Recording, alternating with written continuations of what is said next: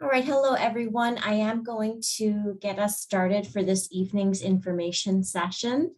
We have a nice number of people that are attending, so I'm very happy to have you all here, especially during daylight savings time as it's gotten very, very dark. So I hope that you're able to see me. My name's Jamie Kelly, and I'm going to introduce myself in just a second. But I want to welcome you to an information session about the Post-Baccalaureate Studies program at the University of Pennsylvania. And we're so happy to have you here. I'll start off by introducing myself. I have been worked at the University of Pennsylvania for over 10 years now. I'm happy to say that. And my role is that of the Director of Certificate and Non-Degree Programs at the College of Liberal and Professional Studies, which is housed in the School of Arts and Sciences at the University of Pennsylvania. And I get to work with a good number of academic programs, and one that I've worked with the longest and I'm extremely passionate about is our Post-Baccalaureate Studies program. So let me show you our agenda. In today's session, my goal is that we are going to accomplish three things. The first is that you will have a good understanding of what the Post-Baccalaureate Studies program is. The next is what it's like to be a student in the program at Penn. And then lastly, what you can accomplish in the program. So to start with, I'd like to familiarize you with the space that you're in. We're using Zoom and we're using the webinar. So you can probably notice that it's a little different than your average Zoom meeting. You have the ability to chat and you have the ability to post questions in something called the Q&A. And I'd love to use the Q&A as a space for you to enter any questions that you have for me throughout this chat. And we're going to really sort of dive deep into those questions at the end. And the chat is for any sort of technical things that pop up that you want to mention. But I actually want to start by using the chat now. If you can hop over to the chat at the bottom of your screen, I'd love to know where you're joining us from and the subject that you're most interested in studying at Penn. So please type those two things in now. I greatly appreciate it, and I'll take a look.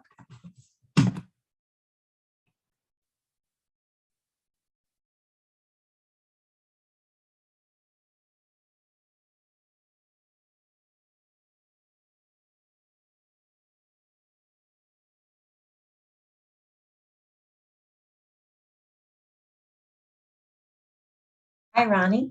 Oh, wonderful. You're thinking about an MBA. Great.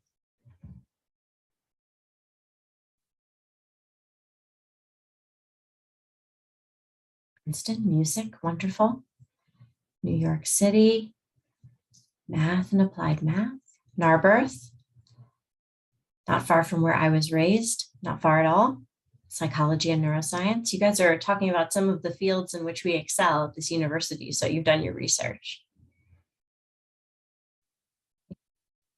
Anthropology, global health, some pre-health prerequisites. Okay, great. Philadelphia for Andrea and pre-med classes. Great.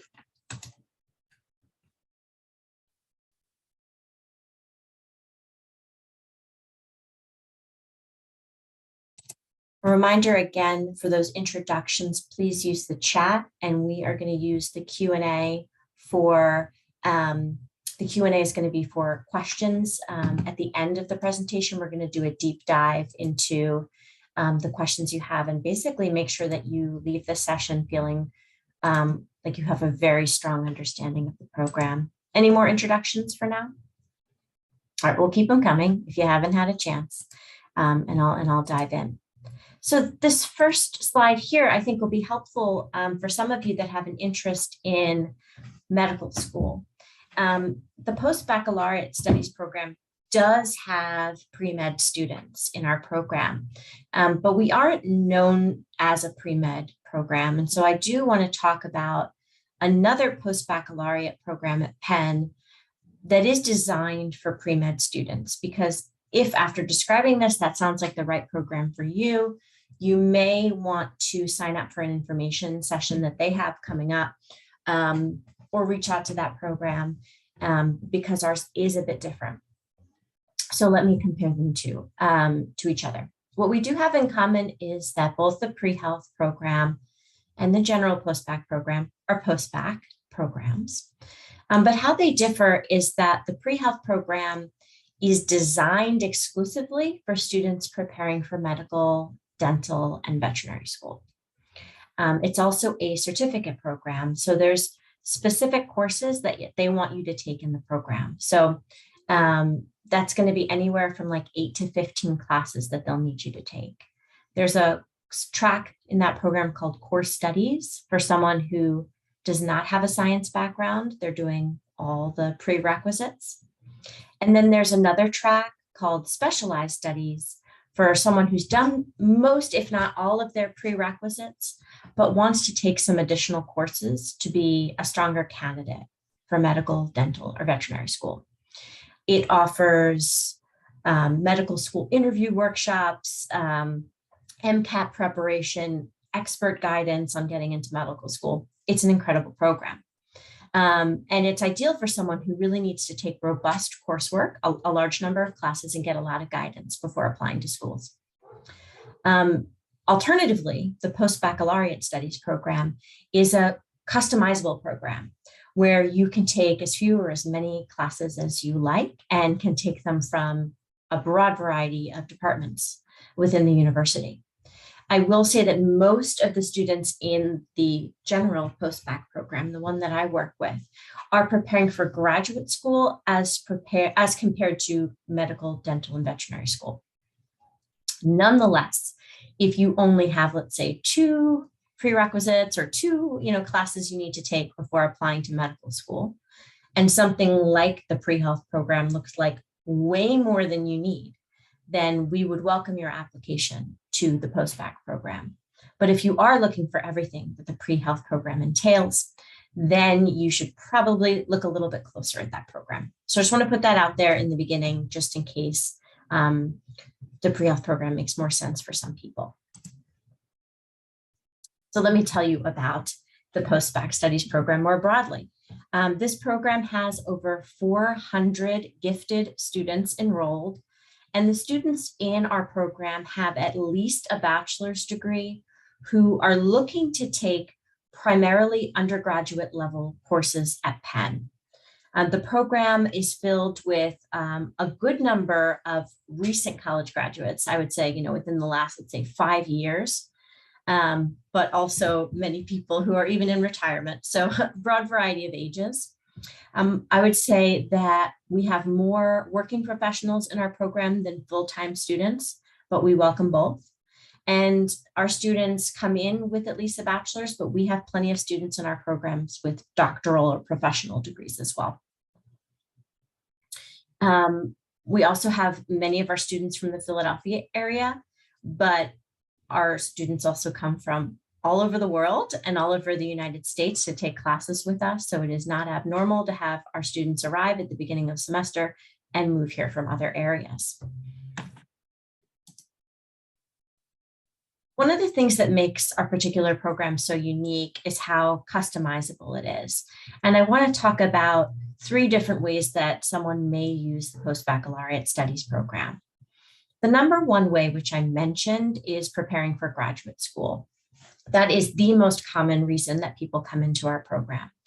And what that might look like is, I'm going to try to offer sort of the spectrum. Someone might come in and they need to take 1 or 2 classes to be a candidate for, let's say, a master's degree program. Alternatively, we have some people come in who have no background in a subject that are preparing for a PhD.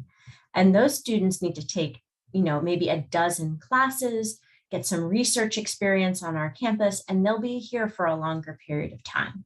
So all of those things are absolutely fine and acceptable for our program. After graduate school, I would say the second most common reason that someone would enroll is for career advancement.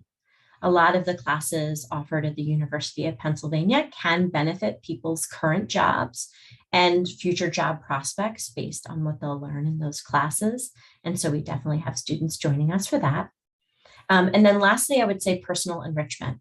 There are definitely people who have always wanted to learn a language, and Penn obviously has a lot of unique languages that are available that are less commonly found. Design, fine arts, art history, any of those subjects, and people will come in for their own personal enrichment. So again, these are all quality reasons to apply to the program. In terms of, this is a huge question that I get, is what classes that I can take. So the University of Pennsylvania has 12 schools within it. And our big sort of rule, our policy for the program is that students can take classes up to the 599 level, which covers all undergraduate classes, and even some master's level classes, some are included in that. And so I just put into the chat a link to the spring course roster to give you a sense of the breadth of classes that you might be able to take at Penn as a post-baccalaureate student. It's very large. If you look at the classes available on the College of Liberal and Professional Studies website, where we are housed, it is a smaller roster of classes. And you absolutely can take those classes. In fact, they're very convenient. They're in the evenings. They work well for a working professional. But you also have access to the daytime classes. And I put the whole course roster there in the chat. I also want to highlight something that is growing in popularity amongst post-baccalaureate students, and that is online certificates. I am often asked if certificates are available for students, and there are a dozen certificates that are available for post-bac students through Penn LPS online, and you can sort of view those classes. And you're able to, as a post-bac student, kind of an advantage is you can participate in those courses and certificates as well as on-campus classes at the same time. So that's kind of cool.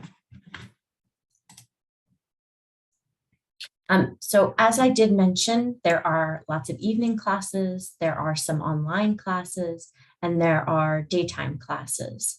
Most of the students in our program do study part-time, but we have plenty of students that are studying full-time. And you are absolutely able to create a schedule that makes sense for you. I work with some students that can't do more than one class a semester, while other students would take a dozen classes a semester if we'd let them. We really try to limit you to a maximum of 4 classes a semester. So do keep that in mind, but trust me, you'll be plenty busy with those 4. Oh yeah, so I want to talk about academic advising. So I kind of talked about the academics. Now I want to talk a little bit about the resources that are available to students.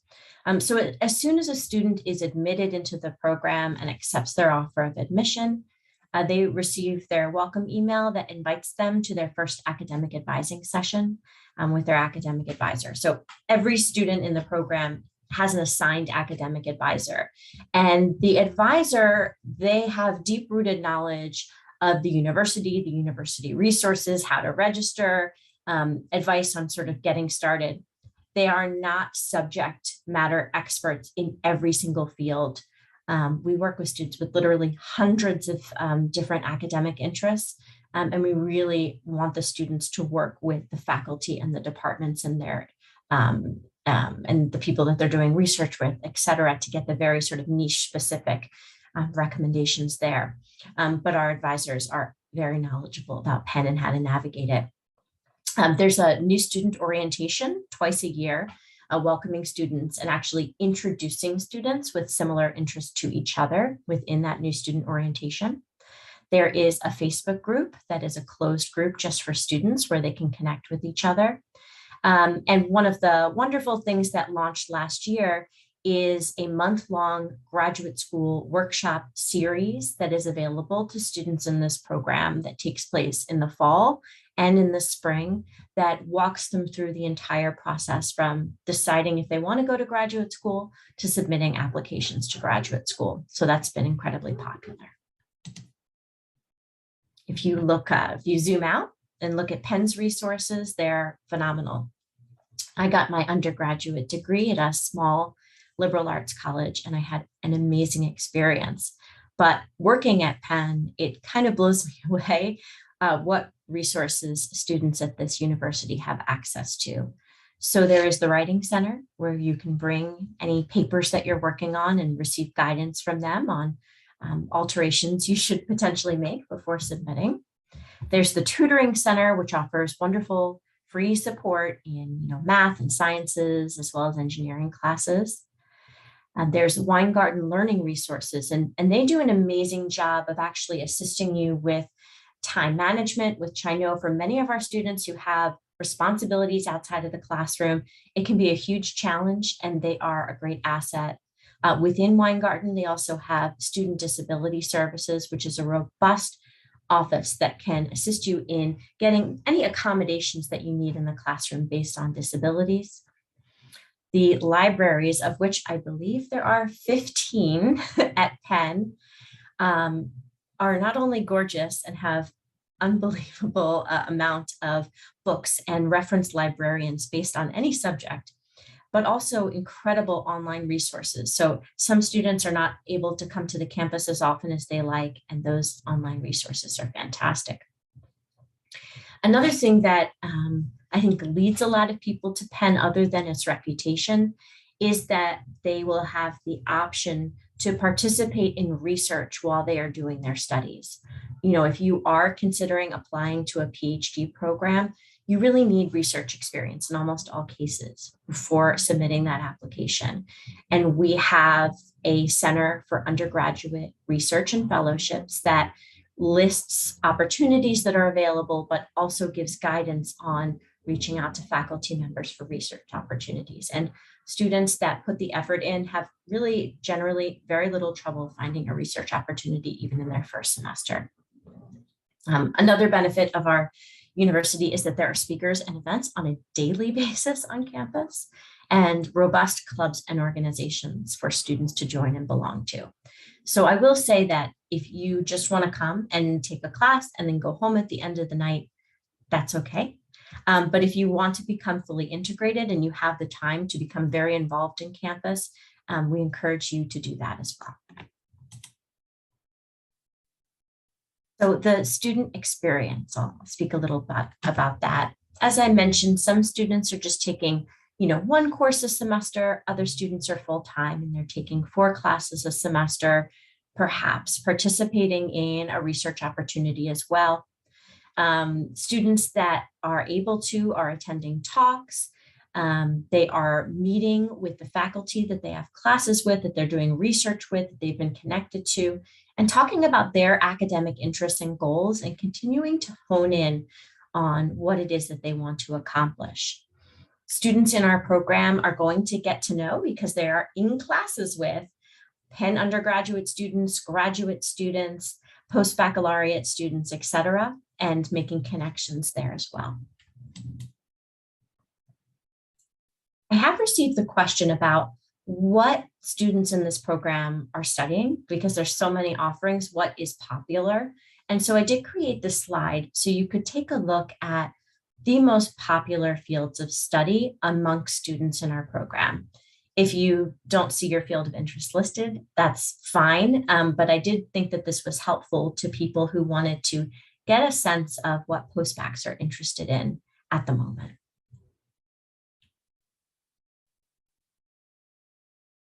So I want to touch upon costs, because costs are, of course, important.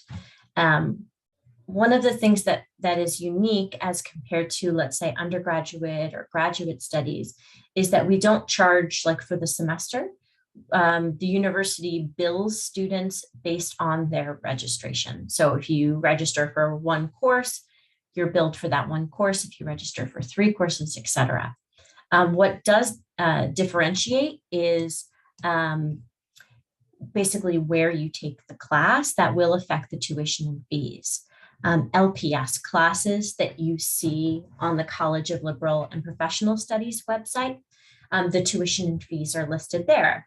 So they're definitely lower than non-LPS classes that are basically everything outside of the College of Liberal and Professional Studies offerings.